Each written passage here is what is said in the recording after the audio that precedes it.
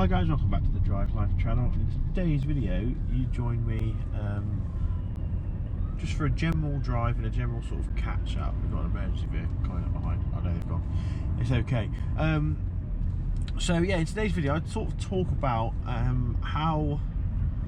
what driving in a sort of an old second-hand Volvo has sort of taught me, what I've learned. I used to be quite into performance cars and MX-5, sports car, all that sort of stuff, all the sort of impractical cars that you could think of when you're sort of just coming out of uni and thinking how you're going to spend your first paycheck. So that's changed a lot, I think, since having this car. There's quite a few reasons why. The first one I've talked about before on the channel, and that's the fact that it's just such an easy car to live with. When your car's not worth thousands and thousands of pounds, or tens of thousands of pounds anyway, then you treat it a little bit differently. It doesn't become an obstacle. I used to find that when I spent money on cars, spent time polishing them, cleaning them, getting them perfect and taking them to shows, that every time I parked a car it was anxiety inducing. You'd be parking as far away as you could from other people, choosing your parking spot, weighing up every single option, which not only wound my girlfriend up, but just sort of secretly, internally, causes you more stress than you need. You're not worried about people sort of tapping it or bashing it with the doors, or obviously it'd be nice if I didn't get a nice big crease in the door, but yeah, it's just not something that affects you in the way that it used to do when I used to own my other cars. Another thing is that you're quite happy to take it wherever. You don't worry about putting miles on it. I've put 20,000 miles on this car now in the last sort of 18 months, and it's just been an absolute pleasure. I actually get excited to put miles on it. It's quite sad, really. I'll take the long way home just to put more miles on the car, because it just, yeah, it doesn't become an obstacle. If you had a Porsche 911 that was sort of 80,000 miles, because that's what you could afford at the time, and you'd be scared to put miles and take it over that 100,000 mark, because the value would decrease so much, whereas this car realistically doesn't have much value anyway, and that's absolutely fine, because it does exactly what I need it to do. It gives you run, it's super comfortable, it runs, it's reliable, not too bad on fuel either. You just can't really there's no reason to get a different car.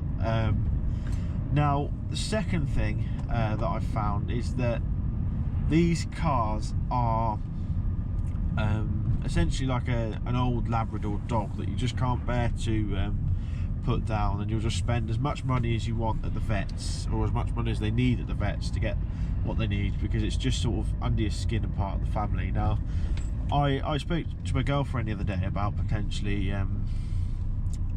getting another car, and the first thing she says, well, you're not selling the Volvo, and I think that says enough, that they become something that you enjoy and you cherish, which I think with modern cars you just can't do, especially if you get them on a finance package or something like that. You don't develop that affinity, because it always feels like someone else's. You're always paying for it as well, which I think does, you're always trying to guard it, and it just sort of takes the fun out of ownership. With this, I can service it myself, I don't have to write anything down, and it doesn't really affect the value. Just because it hasn't got a main dealer or specialist history, people can tell it's been looked after. I mean, it's been documented on the channel, hasn't it? But I keep records, I keep receipts, and it becomes something that you just enjoy doing. It's more, it's going to sound really pathetic, but it always feels like more than the car, because you spend all your time fixing it and making it right, and then you spend a lot of time in it. I mean, moving on to my third point, I spend a lot of time in the car. I spend a couple of hours a day driving to work and back. My weekends, my evenings are spent in this car driving to see people, and it's become something that I really enjoy. Previous cars, I was sort of I wasn't reluctant to drive them, or I didn't enjoy driving them, but what I found is that I didn't have that, oh, let's just go and drive 100 miles that I do in this car. I think that's testament to Volvo's build quality and comfort, and ergonomic seats and everything like that, but it's just something that I've really enjoyed with this car. Now, I went for a drive on Sunday morning. It was actually the last driving video I did, which I think the gearbox tips video, and on my way back from there I took sort of the long way home, did a bit of exploring, and Mrs. DL was still asleep because she was having a Sunday lie-in, and I was on the breakfast run, and I sort of realised how sort of relaxing these cars were, and how, for me anyway, this is what really chills me out, and what I enjoy. And I find every morning when I drive to work, or every evening when I come back, no matter whether you've slept really badly and you get in the morning, or you've had a bad day at work and you get in the evening, this is the one place that you can just relax. There's not many other places, I was thinking about this, there's not many other places in life, and I'm just sort of, where you can control the noise, the music, the temperature, whether your seat's warm, the position of your seats, the direction it travels. There's so much sort of... There you go, sorry about that, you fell off the window. There's not many other places where you can just get it just how you like it. Now, for some people, they don't want to be in the car, they don't like the car. I personally, I've always grown up in the car. I just enjoy it. You've got your loved ones all around you. You're looking out the window at the world and the scenery. And my obviously commute is particularly scenic, which I think helps. But yeah, it's just changed my perspective on cars altogether, really. The job I do, I've recently changed jobs and changed commutes, and that's in the sort of eco-friendly car world.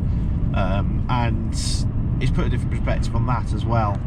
How an electric car, buying a used car like this that does 50 to the gallon, can actually be better for the environment long term than buying an electric car, because the amount of damage, the creation of the batteries, and actually just the production of a new car compared to one that's already built, is quite staggering. So yeah, sort of a bit of a rambly video, and I'm not going to let it go too long because I think a lot of you guys will have fallen asleep. But that's sort of how this car, and owning a second-hand, cheap Volvo, has really changed my perspective on cars as a whole. Don't get me wrong, I'm still a petrol head. I still love going out on track and thrashing a car and driving a sports car fast on the roads, but you don't want to do that every day. Too much of something is never a good thing. And this car is perfect for all those other times. And don't get me wrong, you can do this. I'd love to take this car on the track just to see how it performs. I think the brakes will get very hot by the end of a lap. But yeah, it'd be interesting to see. But yeah, thanks for watching. Don't forget to like, comment and subscribe. Let me know your thoughts. Does owning an old Volvo change the way you sort of approach things? Yeah, let me know what sort of an old Volvo has done for you, whether it's just served a purpose or broken the bank or all that sort of stuff. And if you've got any sort of stories about your car, then let us know in the comments below. If not, I'll see you next video. Cheers.